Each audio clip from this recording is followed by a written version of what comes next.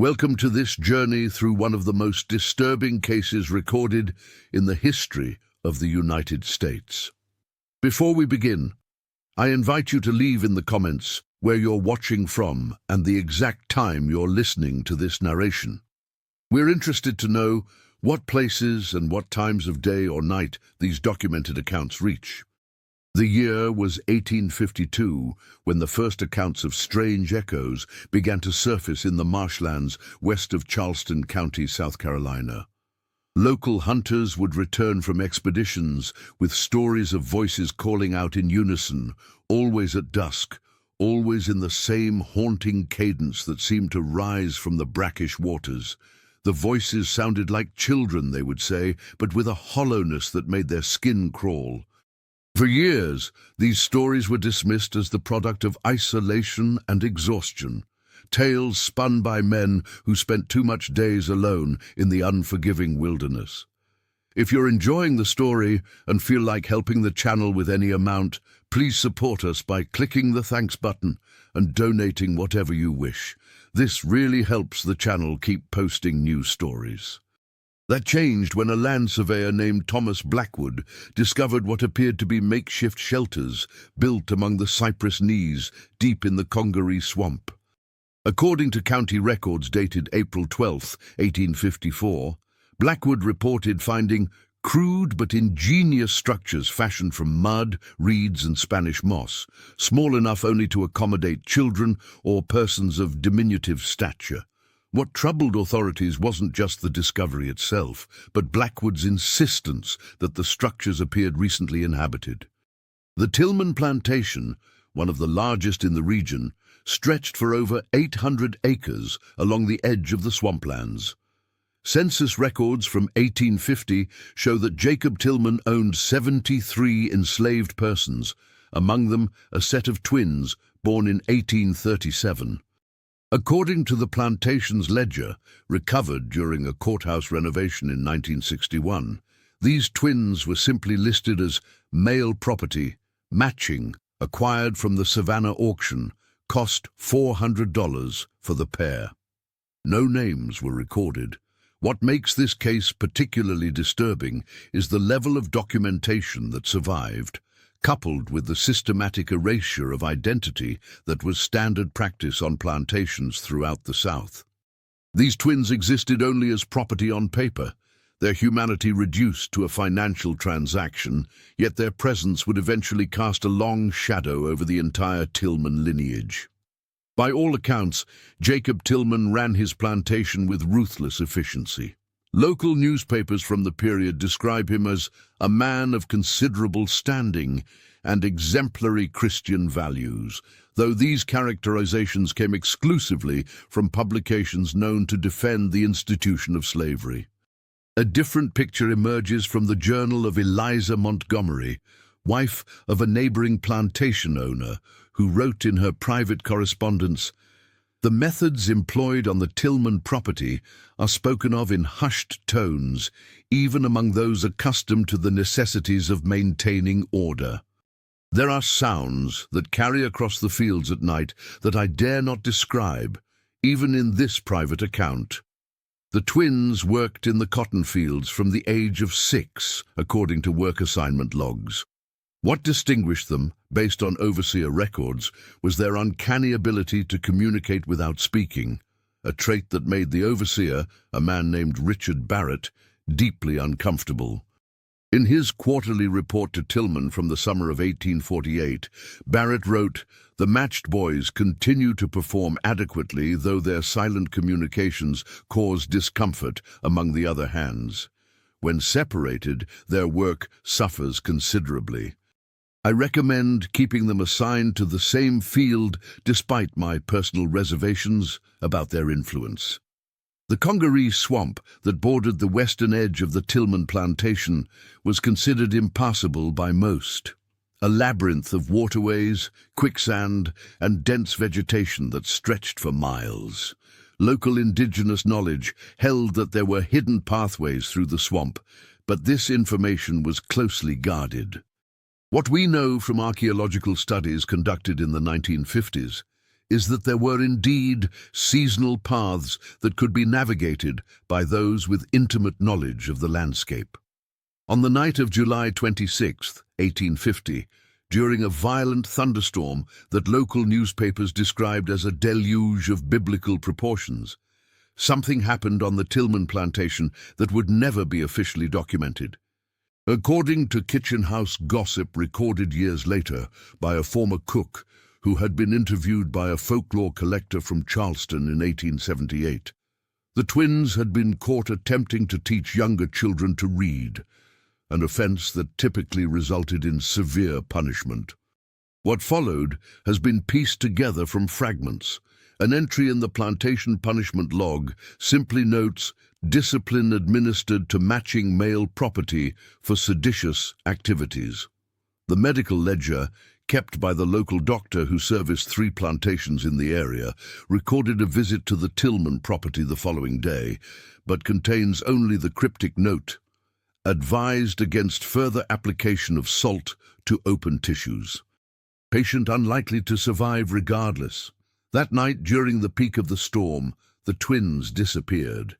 The official narrative, as recorded in a notice placed in the Charleston Mercury on August 2, 1850, described them as runaways, dangerous and likely injured. A reward of $50 was offered for their return. What's striking about this notice is that it marked the first time the twins were given names in any official capacity: Solomon and Samuel. Whether these were names they had chosen for themselves or labels assigned by the Tillman family remains unknown. The standard procedure for tracking escaped slaves involved the use of dogs and hired slave catchers who knew the surrounding territories. According to expense records from the Tillman plantation, 3 separate tracking parties were organized over the course of August 1850. The first 2 returned empty-handed. The third did not return at all.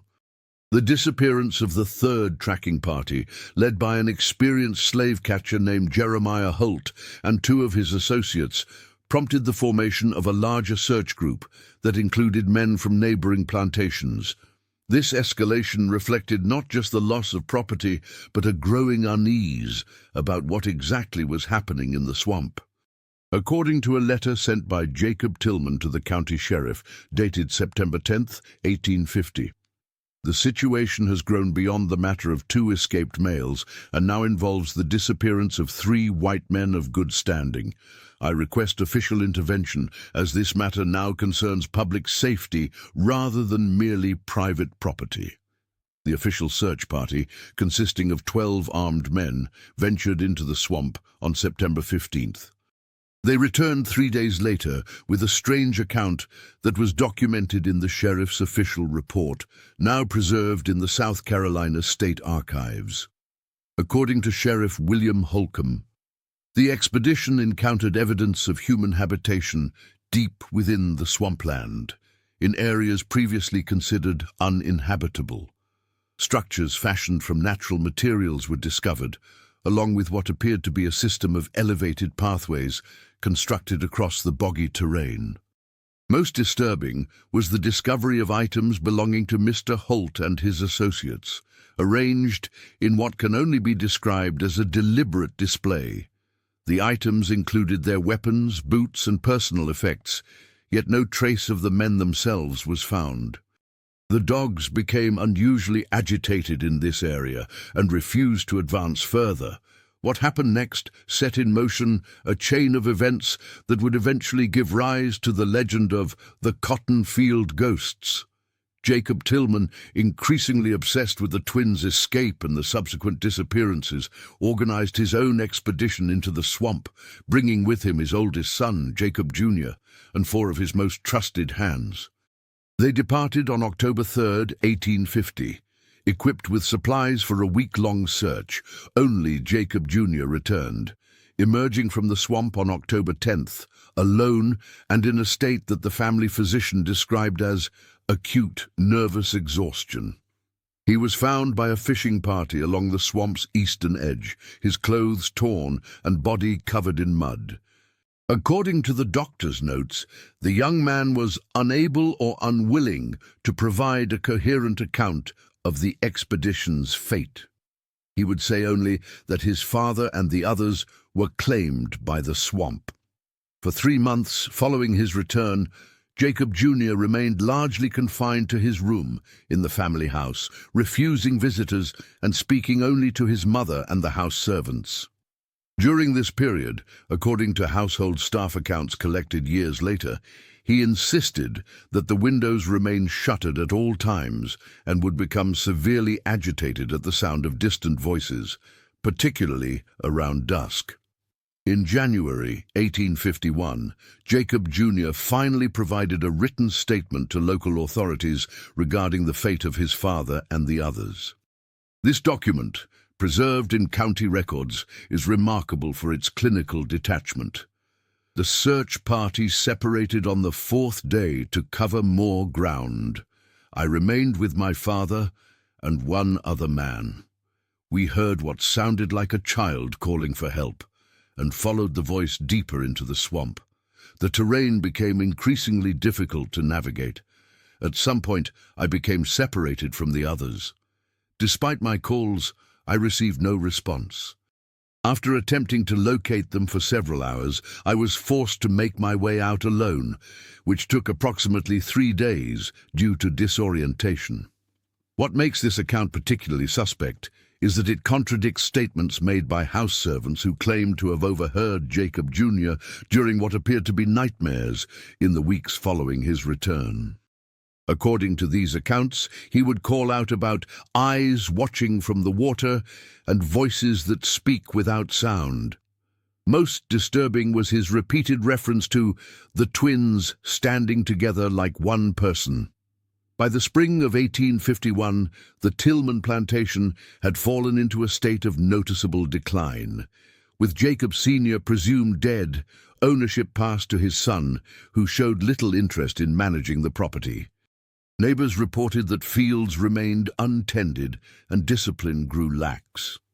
According to local gossip, recorded in various personal diaries from the period, the younger Tillman spent increasing amounts of time drinking and was frequently seen at the edge of the property, staring into the swamp.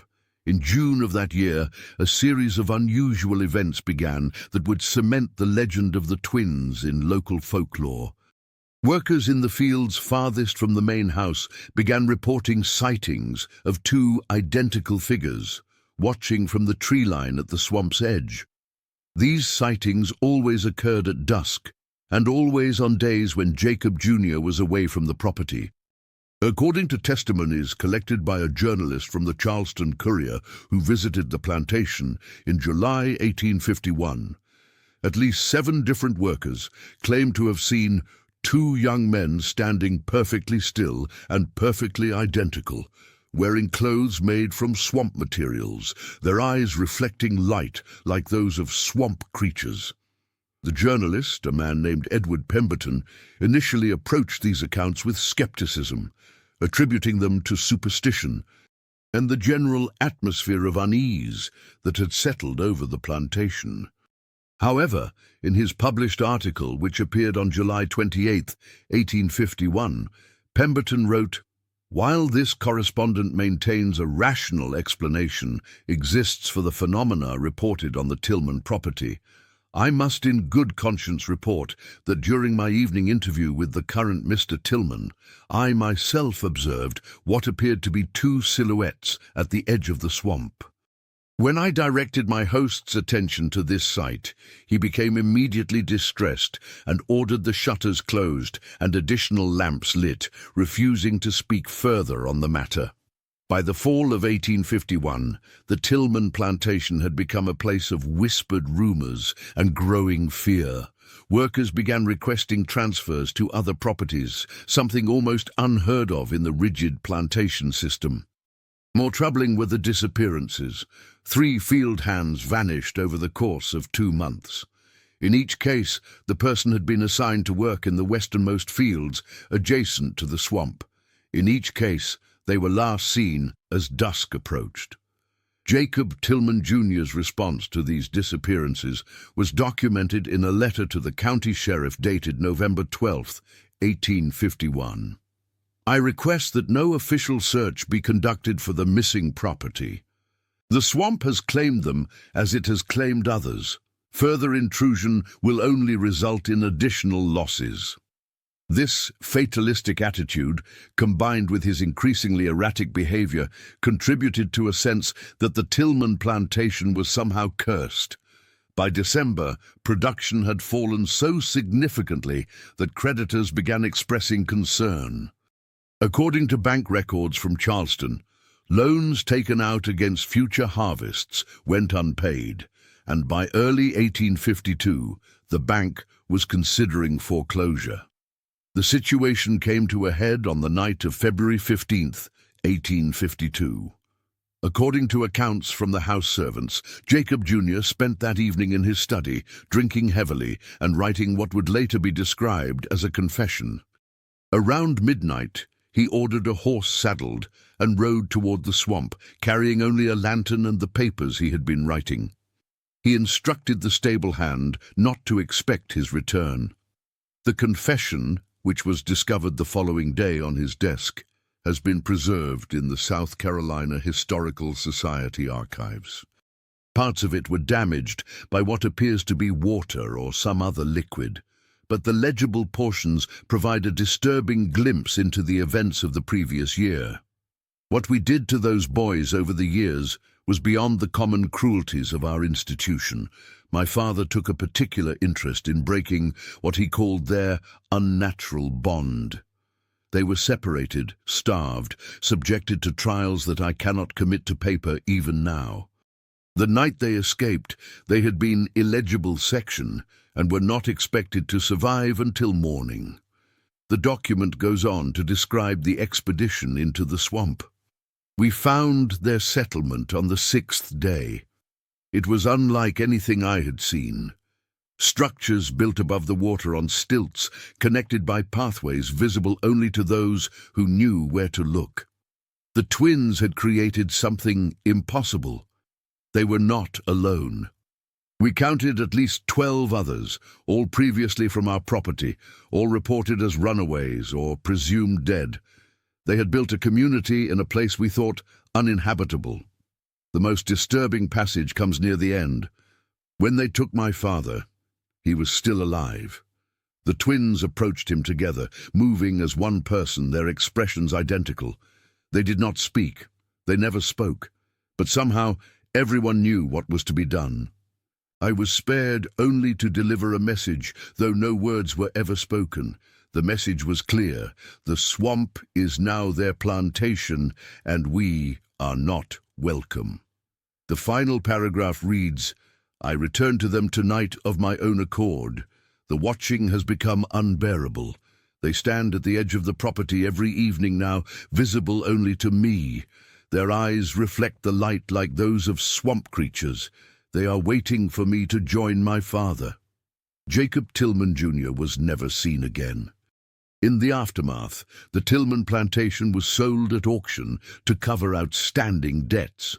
The new owner, a man named Harrison Miller from Virginia, arrived in April 1852 with ambitious plans to restore the property to productivity.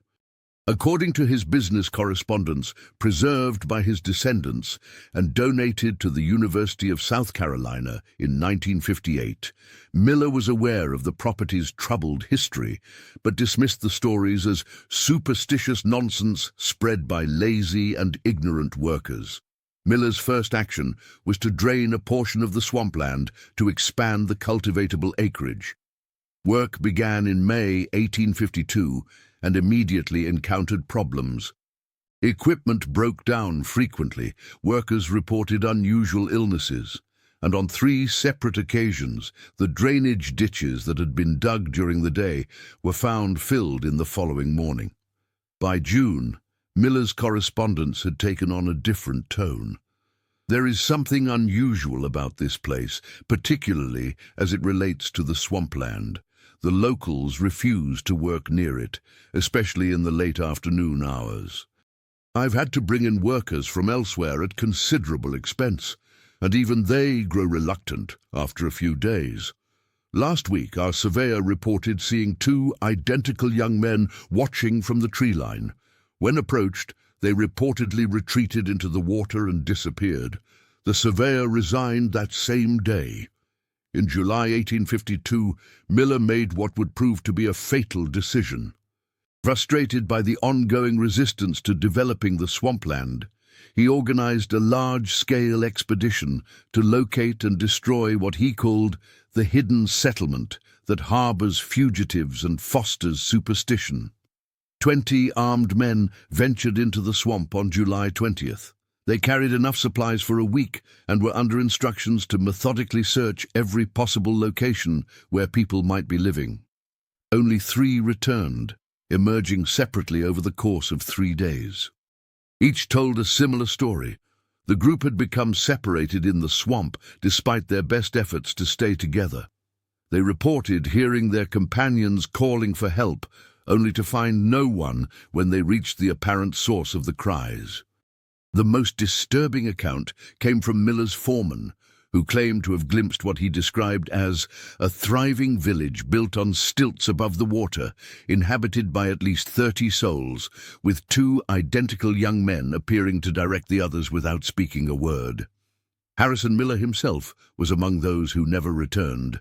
His body was discovered 3 weeks later at the edge of the property, half submerged in a drainage ditch that had been dug under his orders. The county coroner listed the cause of death as drowning, though noted that the body showed unusual signs of prolonged immersion despite being found in shallow water. With Miller's death, the property once again changed hands. This time, however, no single buyer could be found willing to take on what was now openly referred to as the haunted plantation. The land was divided and sold in parcels, with the portion bordering the swamp remaining unclaimed and eventually reverting to the state. Throughout the remainder of the 1850s, the legend of the twins grew throughout the region. They became known as the Cottonfield Ghosts, a name that persisted despite the fact that all accounts described them as living, breathing people. What made them ghost-like in the public imagination was their ability to appear and disappear, their identical nature, and the impossibility of their survival in an environment considered uninhabitable. Reported sightings continued for years, always following the same pattern. 2 identical young men, observed at dusk, standing perfectly still at the boundary between cultivated land and wilderness. Those who claim to have seen them up close described their eyes as reflecting light like those of alligators, and their skin as having taken on the texture of the swamp itself. In 1856, a professor of natural history from the College of Charleston named James Whittaker became interested in the case. Skeptical of the supernatural elements, but intrigued by the possibility that a community of escaped slaves had indeed established a settlement in the swamp, Whittaker began collecting testimonies and examining public records related to the Tillman plantation. His research, published in 1858 as An Investigation of Reported Phenomena in the Congaree Swamp, represents one of the first attempts at a scientific explanation for the events. Whittaker proposed that the twins had indeed escaped into the swamp and, possessing unusual intelligence and perhaps knowledge gained from local indigenous people, had managed to establish a sustainable living situation in this hostile environment. He suggested that their reported ability to communicate without speaking was likely a form of sign language developed during their years in captivity, when silence was often necessary for survival. As for their ghostly appearances at the edge of the swamp, Whittaker proposed that these were deliberate acts of psychological warfare against their former oppressors. Perhaps the most interesting aspect of Whittaker's research was his discovery that disappearances and sightings followed a pattern corresponding to attempts to develop or encroach upon the swampland. In periods when neighboring properties respected the boundary of the swamp, incidents were rare. When development was attempted, sightings and disappearances increased dramatically. The final documented sighting of the twins came in August 1860, a decade after their escape. A land surveying party, working on behalf of a railroad company, considering a route through the region, reported encountering two identical men of approximately 35 years of age, dressed in clothing fashioned from natural materials, standing in the center of the path approximately half a mile into the swampland. According to the surveyor's report, preserved in railroad company records, the men made no sound but gestured in a way that clearly indicated we should retreat. When our guide attempted to continue forward, the pair made a motion toward the water, at which point the guide observed something that caused him to back away immediately. He refused to elaborate on what he had seen, but insisted we leave the area at once. Upon our departure, we observed the two men watching until we were out of sight. The railroad ultimately chose a different route. The Civil War and subsequent societal changes shifted attention away from the legend of the Swamp Twins. The former Tillman plantation lands were further subdivided, and many of the individuals who had direct knowledge of the events died or moved away. By the 1880s, the story had largely transformed from recent history to local folklore. In 1959, a doctoral student in anthropology from the University of South Carolina named Margaret Hollis became interested in the legend while researching communities of escaped slaves in the South. Hollis spent 3 years collecting oral histories from descendants of people who had lived in the area during the 1850s. Her dissertation, completed in 1962 but never published, contains transcripts of these interviews, including several from elderly individuals who claimed their grandparents or great-grandparents had been among those who escaped to join the swamp community. According to these accounts, the twins, whose actual names were not Solomon and Samuel but Adolfo and Kwame, reflecting their West African heritage, had indeed established a settlement deep within the Congaree swamp. The community supposedly survived for decades, gradually integrating with other marginalized groups in the area following the Civil War. What made Hollis's research particularly controversial was her claim, based on these oral histories, that the twins had established a complex system of governance based on consensus rather than hierarchy, and that their apparently supernatural abilities were actually the result of an elaborate system of signals and environmental knowledge. Hollis attempted to locate the site of the settlement based on descriptions provided in these oral histories, but the constantly changing nature of the swamp environment made this impossible. In her field notes from June 1961, she wrote, "Local guides remain reluctant to venture deeply into certain areas of the swamp, particularly as evening approaches.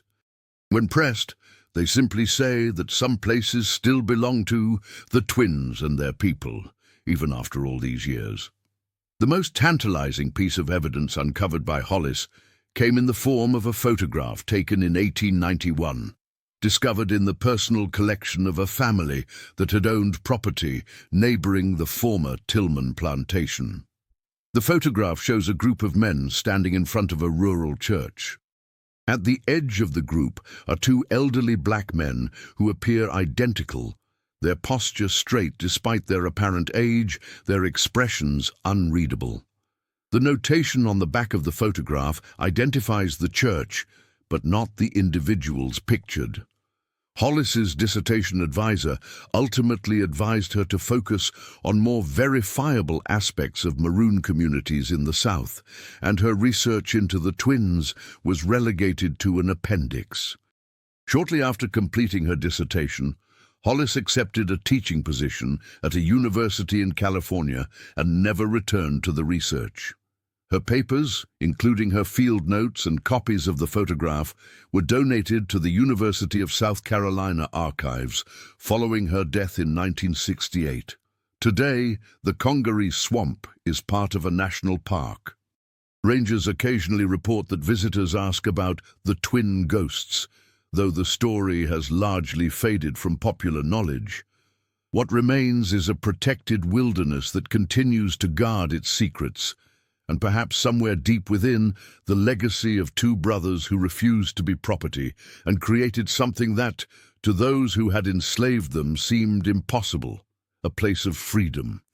The true horror of this story lies not in supernatural elements, but in the very real system that treated human beings as property, that separated families, that responded to the quest for freedom with violence.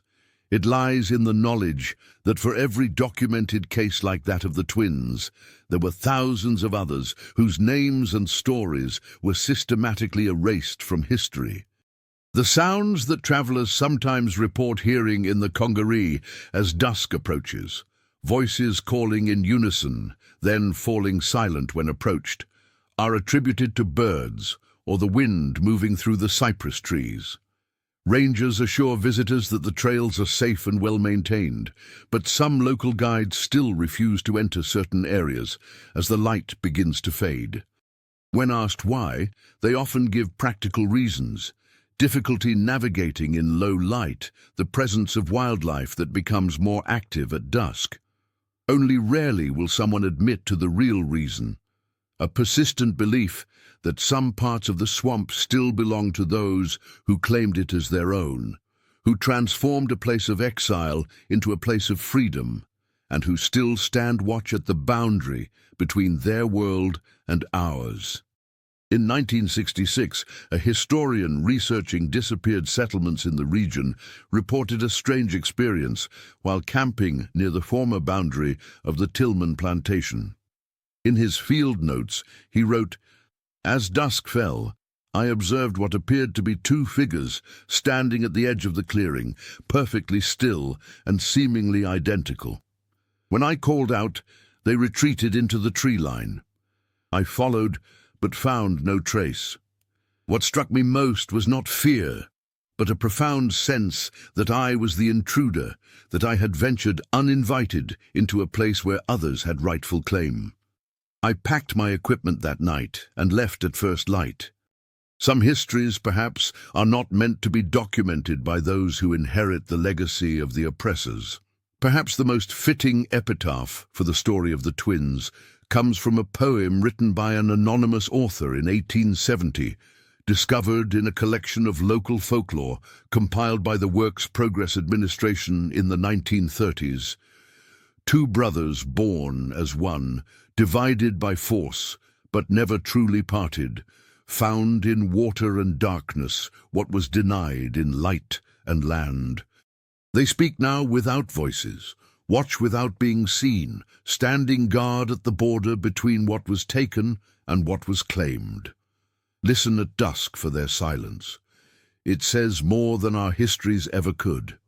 The research into the twins' legacy took an unexpected turn in 1963, when a hydrological survey of the Congaree swamp revealed unusual patterns in the water flow that suggested artificial modifications to the natural environment. According to the survey report filed with the South Carolina Department of Natural Resources, certain channels appear to have been deliberately altered to create areas of habitable dry land where none should naturally exist. These modifications show considerable ingenuity and an intimate understanding of swamp hydrology. Most striking is the fact that these alterations appear to have been maintained over time, suggesting continuous human intervention spanning decades.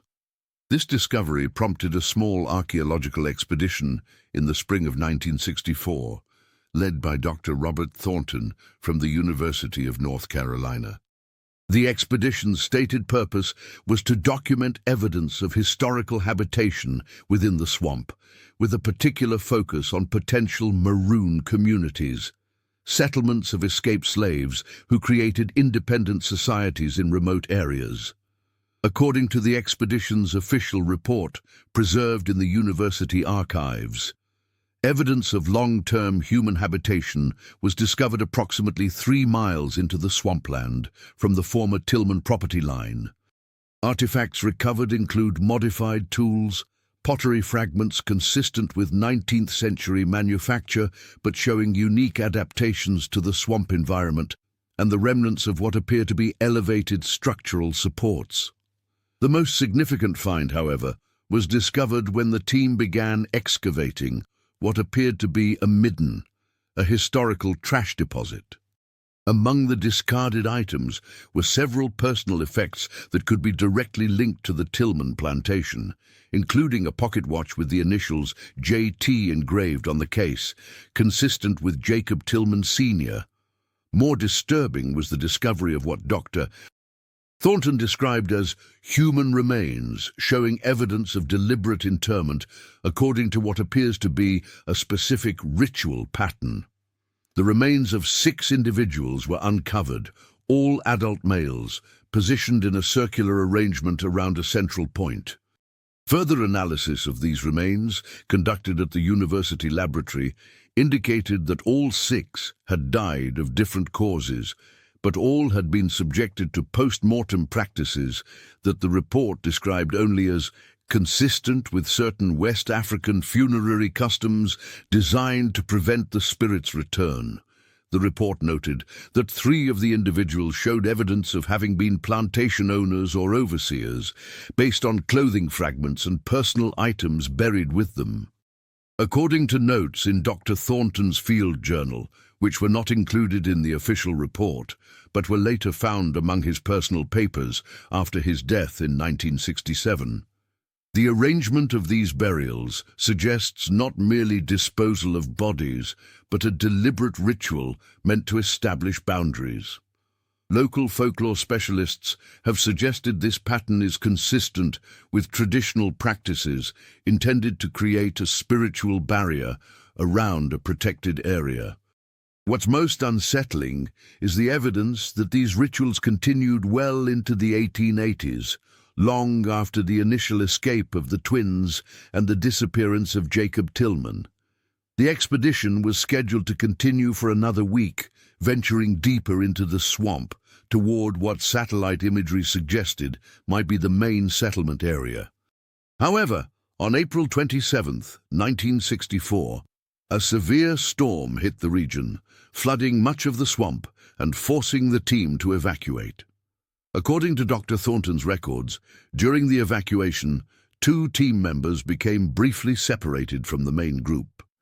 When they rejoined the others, they reported having seen 2 elderly men, identical in appearance, observing us from an elevated platform approximately 50 yards away. By the time the rest of the team looked in that direction, there was no one visible. The planned return to the site never materialized. University records indicate that funding for the project was unexpectedly cut the following month, with a note from the department chair stating that the academic value of the project does not justify the considerable risks involved in conducting research in such a hazardous environment. Dr. Thornton's subsequent appeals for renewed funding were denied, and he eventually shifted his research focus to coastal archaeological sites. However, in a private letter to a colleague, dated December 18, 1965, Thornton wrote, "The real reason for the termination of the Congaree project had nothing to do with academic value or physical risk. Shortly after our return, I was visited by 2 representatives from a federal agency who expressed national security concerns about our findings. They were particularly interested in our photographic documentation of the modified waterways and structural foundations. All our materials were confiscated under the pretense of historical preservation, though I was assured copies would be returned to me. They never were. When I inquired further, I was informed that the area we had been investigating was now restricted for environmental conservation purposes. The more I consider what we found, and what we might have found had we continued, the more I'm convinced that there is something in that swamp that certain powers do not want documented." In 1966, an article appeared in a small local newspaper serving the communities around the Congaree region. The article, written by a junior reporter named Michael Denton, described a pattern of unusual occurrences in the areas bordering the swamp. According to Denton's investigation, there had been 17 incidents over the previous decade in which individuals attempting to conduct unauthorized development or resource extraction in protected areas of the swamp had experienced what he termed targeted misfortunes. These ranged from equipment failures to personal accidents, with all affected individuals reporting having seen two identical figures watching from a distance shortly before the incidents occurred. Most telling was Denton's interview with a former ranger from the recently established Congaree Wildlife Conservation Area, who spoke on condition of anonymity. "There are parts of that swamp we're instructed not to patrol, especially after about 4 in the afternoon. The official reason is dangerous terrain, but everyone knows the real story. Something's out there that doesn't want to be found, and the higher-ups have made the decision to respect that wish. I've seen them myself. 2 men always together, always watching. They never approach, never threaten. They just make their presence known when you're getting close to somewhere you shouldn't be." Denton's article might have reached a wider audience had the newspaper not abruptly closed the following month due to financial difficulties. Denton himself moved to Atlanta to pursue other journalistic opportunities, though colleagues noted his reluctance to discuss his final story from his time at the local paper. In 1968, during construction of a new highway that would pass within a mile of the former Tillman plantation land, workers reported a series of unusual equipment malfunctions. According to incident reports filed with the construction company, these malfunctions occurred primarily in the late afternoon and affected only the equipment being used closest to the swamp boundary.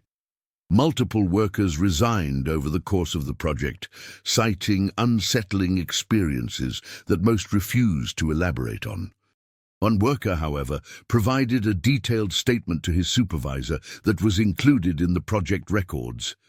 "We were finishing up for the day, around 5:30 in the afternoon, when I noticed 2 men standing at the edge of the clearing.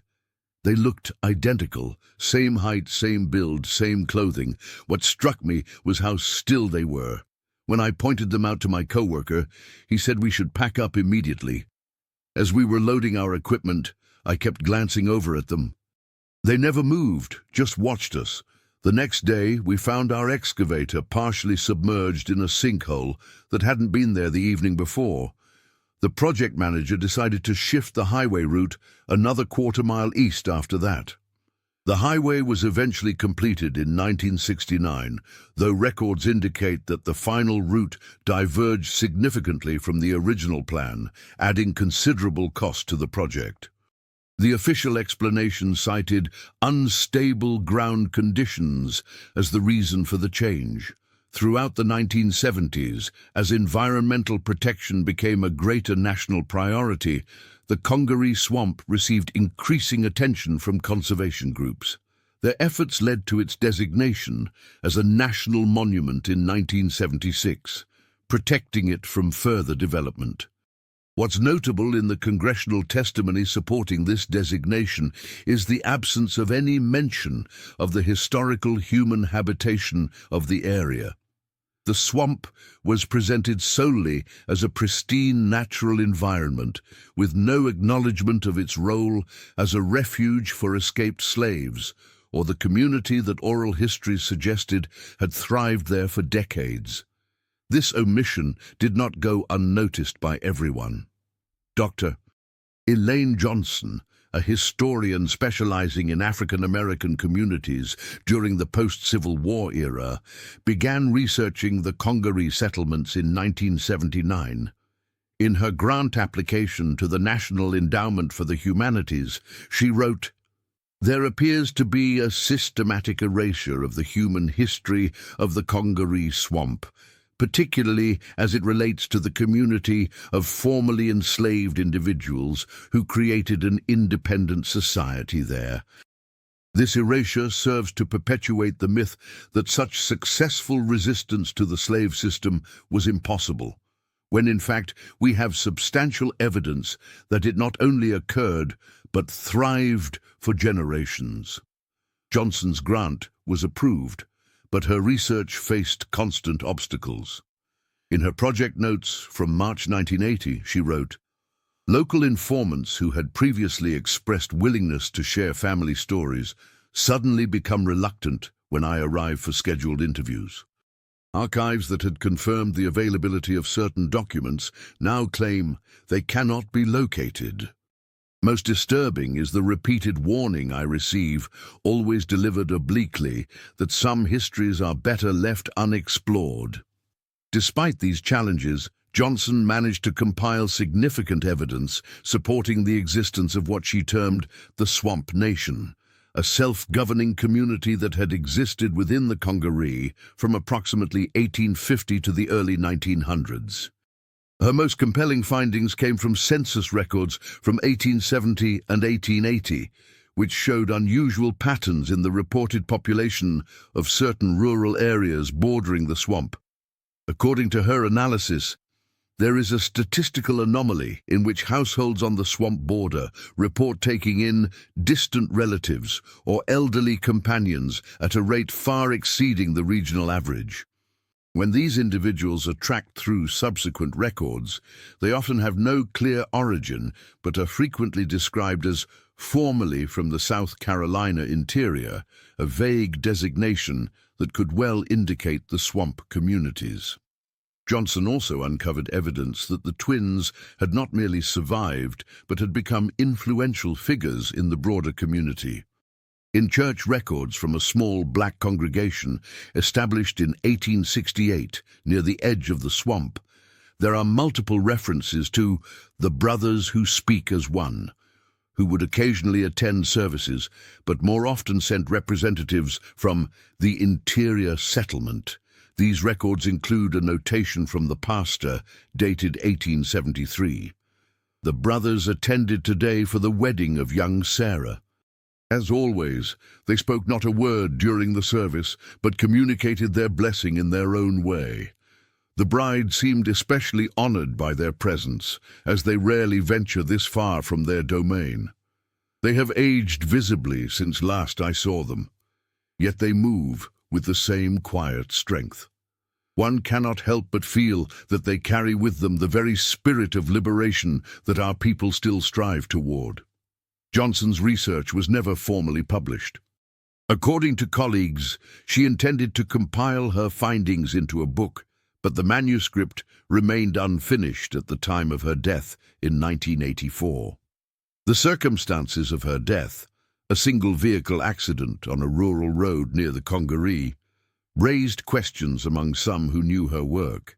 According to the police report, Johnson's car veered off the road and into a drainage ditch approximately 2 miles from the entrance to what was then the Congaree National Monument. The accident occurred at dusk, and there were no witnesses. Johnson's research materials, which should have been extensive, were never recovered. Her university office was found meticulously organized but empty of any notes or documentation related to the Congaree project. Her home similarly contained no relevant materials.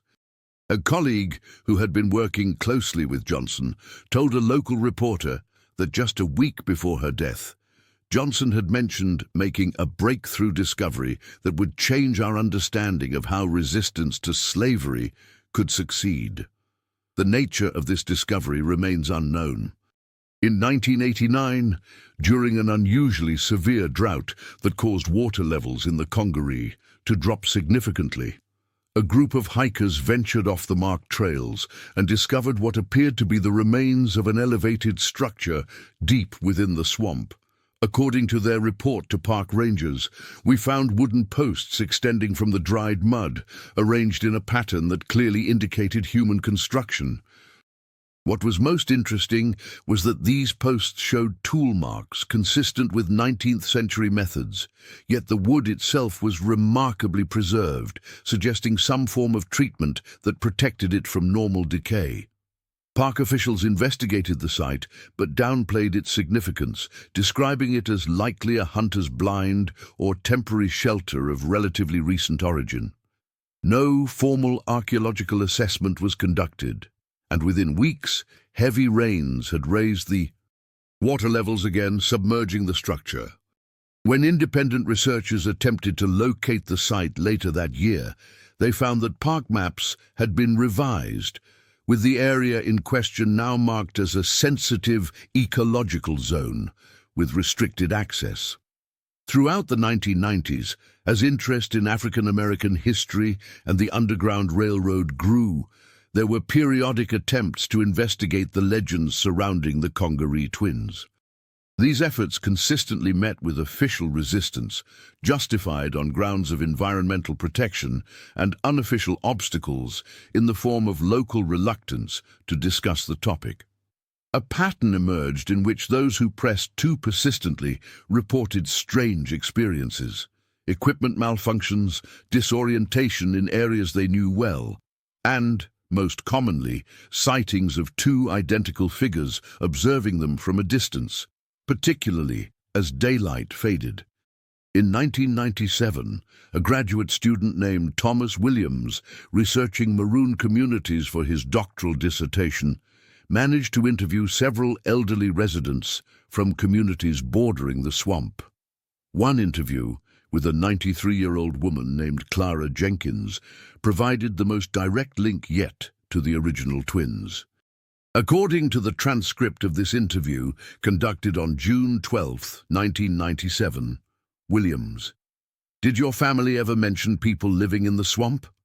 Jenkins: "My grandmother told me about the twins. She called them the Guardians. Said they were ancient even when she was a girl, but still stood straight and tall. Said they had escaped from a plantation when they were young men and made the swamp their kingdom." Williams: "Did she ever meet them?" Jenkins: "She said she did once. Said her father took her to a meeting place at the edge of the swamp just as the sun was setting. The twins were there, standing side by side. She said they never spoke a word that she could hear, but her father seemed to understand them. After that meeting, her family always left offerings at a certain cypress tree near the water's edge. Food, tools, seeds. By morning, the offerings would be gone." Williams: "When was this?" Jenkins: "Must have been around 1900, maybe a little before.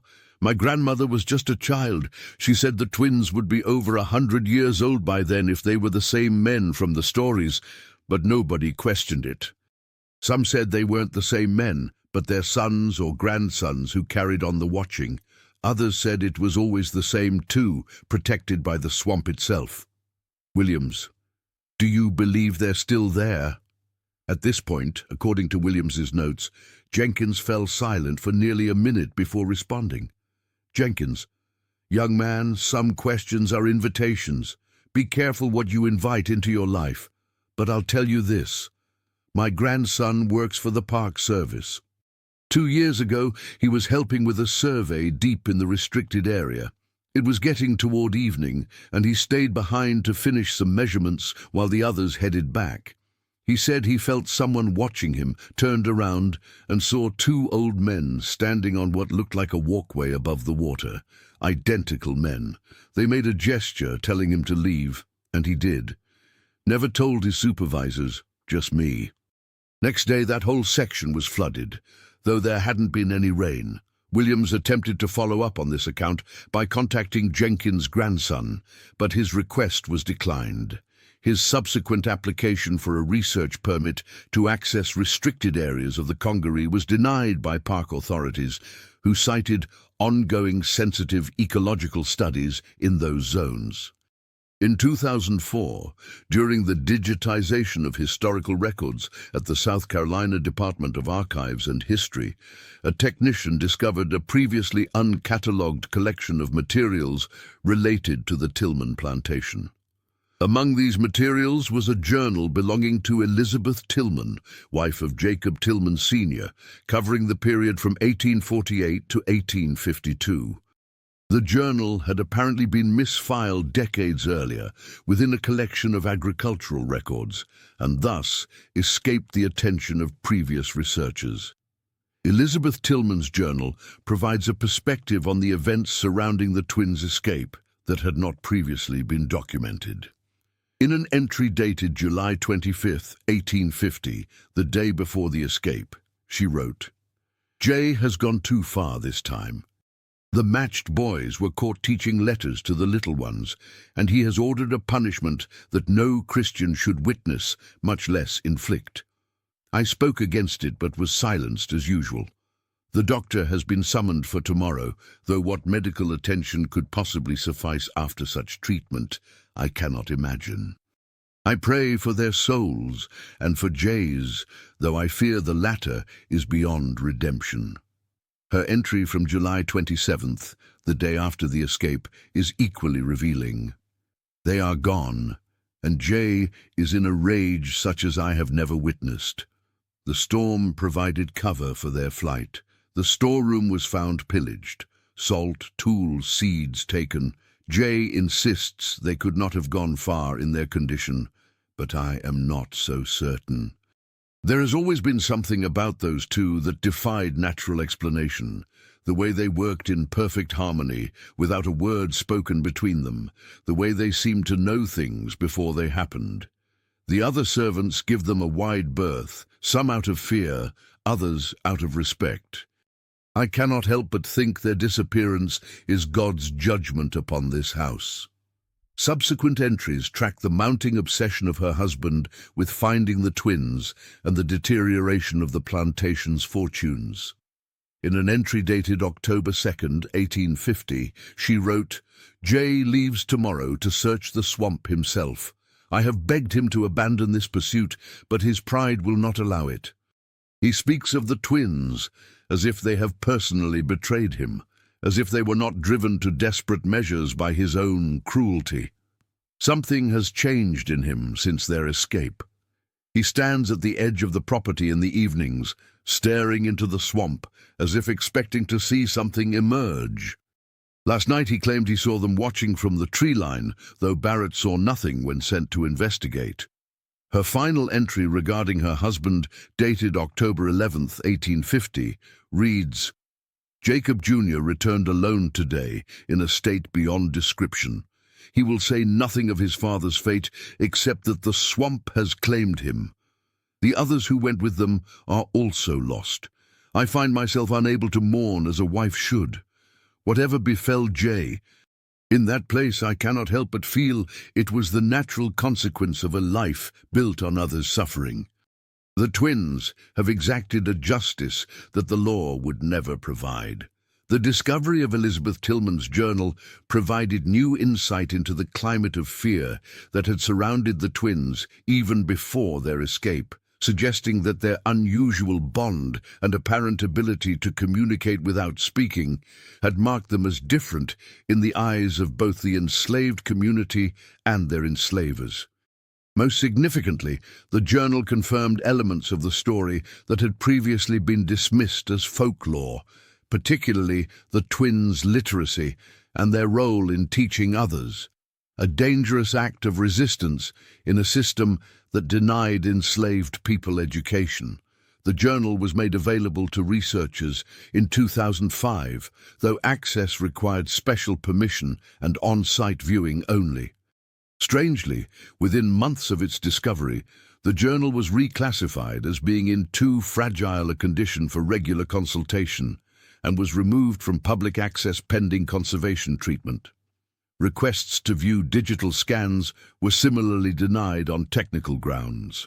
As of 2007, the journal was listed in the archives catalogue as temporarily unavailable, a status that apparently remains unchanged to this day.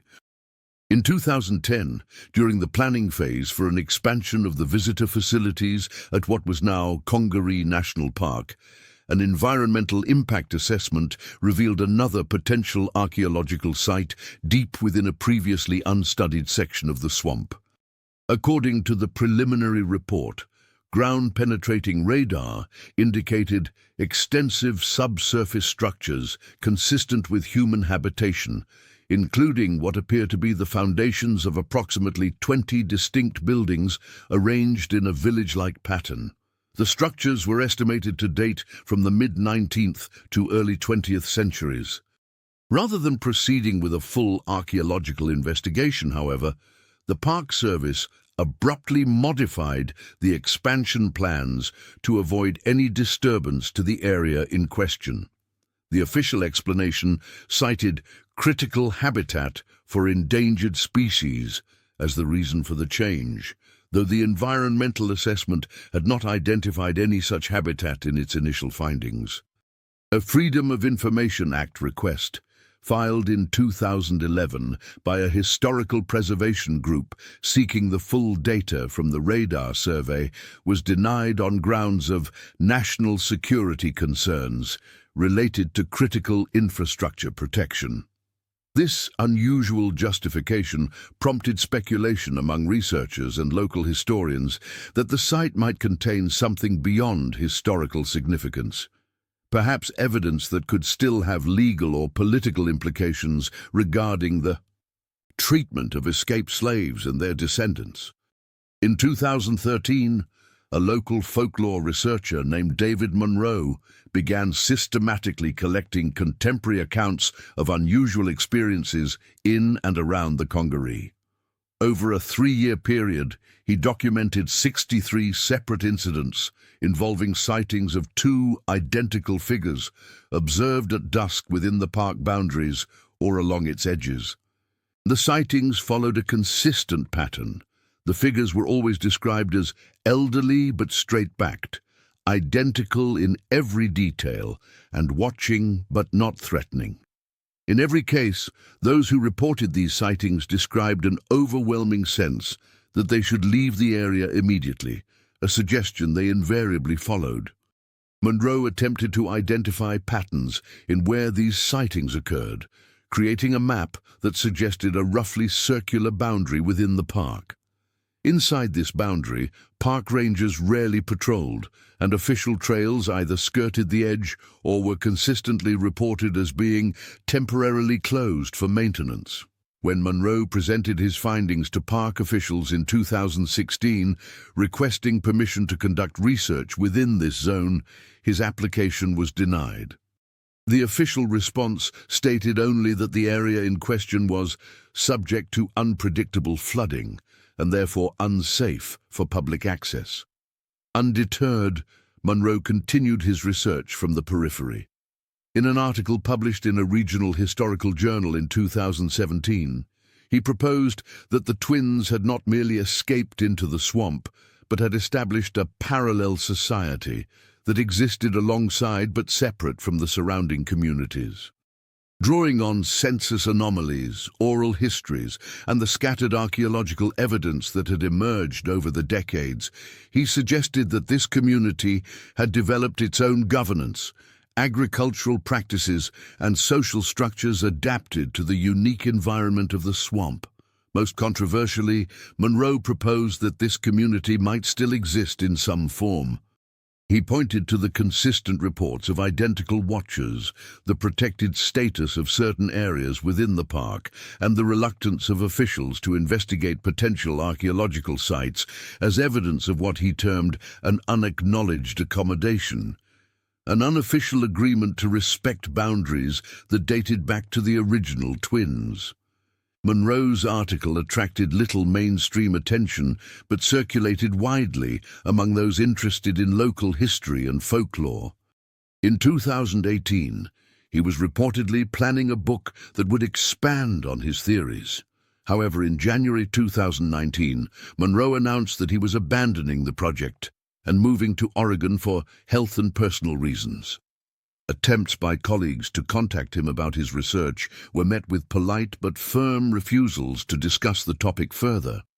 One of Munro's former research assistants, speaking anonymously to a local newspaper, claimed that shortly before abandoning the project, Munro had ventured into the swamp alone, staying until after dusk, despite the park's closing hours.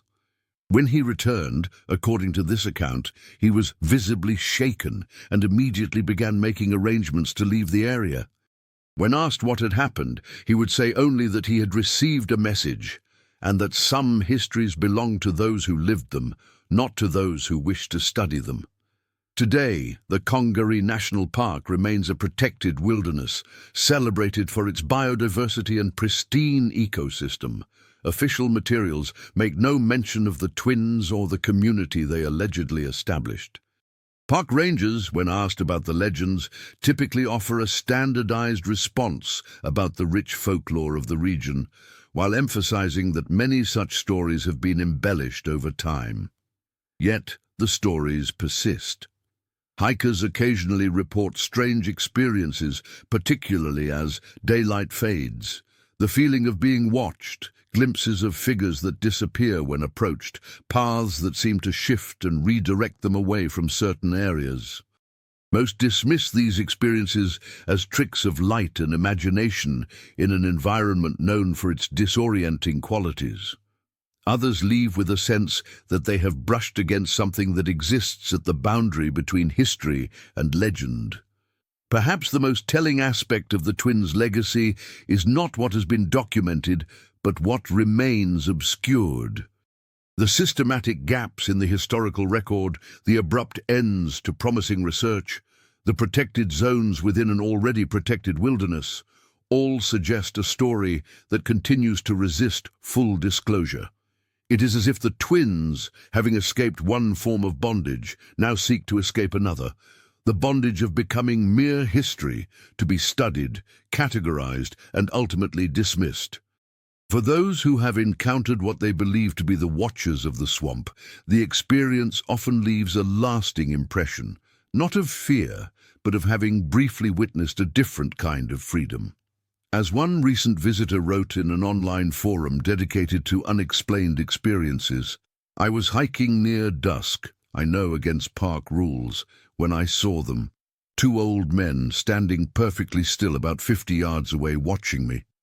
They were identical, dressed in simple clothes that somehow seemed both modern and timeless. I felt no threat from them, just an unmistakable message that I had strayed somewhere I shouldn't be. As I turned to leave, I glanced back and saw them nod in unison, as if approving my decision. I can't explain it, but I felt like I'd been given a glimpse of something rare and precious, a freedom so complete that it no longer needs to announce itself to the world, that exists parallel to, but untouched by the society that once tried to crush it." The story of the twins who escaped the cotton fields and became the guardians of a hidden world reminds us that not all resistance is recorded in history books, that some victories remain intentionally obscured, and that the most profound freedom might be the freedom to disappear from the gaze of those who once claimed ownership, to create a world where the oppressor becomes the unwelcome intruder, where boundaries are enforced not by law, but by something more primal and enduring, the human spirit's capacity to transform a place of exile into a homeland worth protecting for generations. As for the twins themselves, whether they were extraordinary men who created something remarkable in the heart of the Congaree, or whether their legend has grown to encompass the collective resistance of many who sought freedom in the swamp's embrace, their legacy continues to echo through the cypress trees and still waters. They stand as a reminder that sometimes the most effective resistance is not confrontation, but creation. The building of something new and unexpected in a place where others see only wilderness. And perhaps, as twilight falls over the Congaree and the ancient cypress cast long shadows across the water, they still stand watch, guardians of a freedom hard-won and fiercely protected, their silhouettes visible for just a moment before disappearing once again into the world they made their own.